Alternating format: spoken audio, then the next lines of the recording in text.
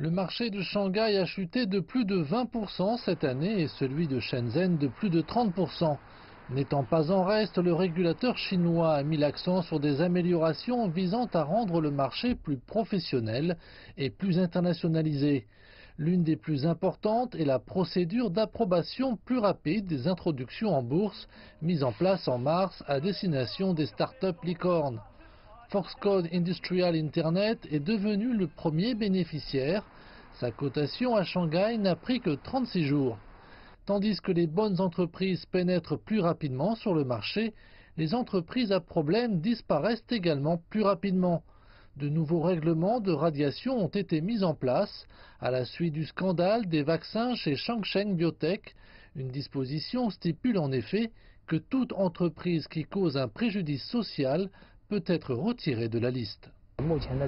Le marché des actions A est entré dans une période que l'on attendait depuis longtemps.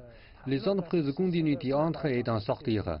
Lors des radiations, de nombreux investisseurs s'inquiètent pour leur intérêt, mais les affaires récentes ont prouvé que les investisseurs bénéficiaient d'une protection substantielle. Et comme le nombre total d'entreprises cotées sur le marché des actions A dépasse désormais 3000, le départ de certaines entreprises profitera à l'ensemble du marché.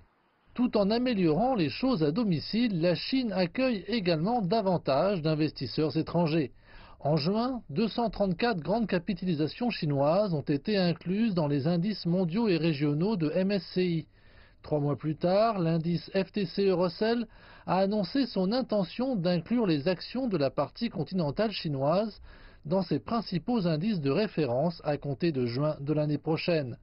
Sans parler du Stock Connect Shanghai London qui devrait ouvrir ses portes prochainement.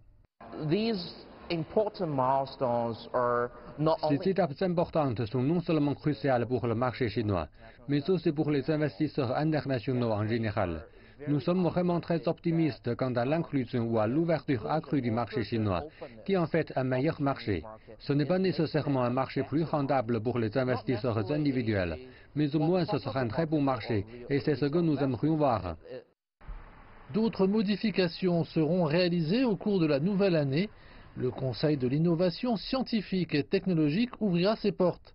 Son système basé sur l'enregistrement assure un processus d'introduction en bourse beaucoup plus simplifié pour les entreprises répondant aux qualifications de base.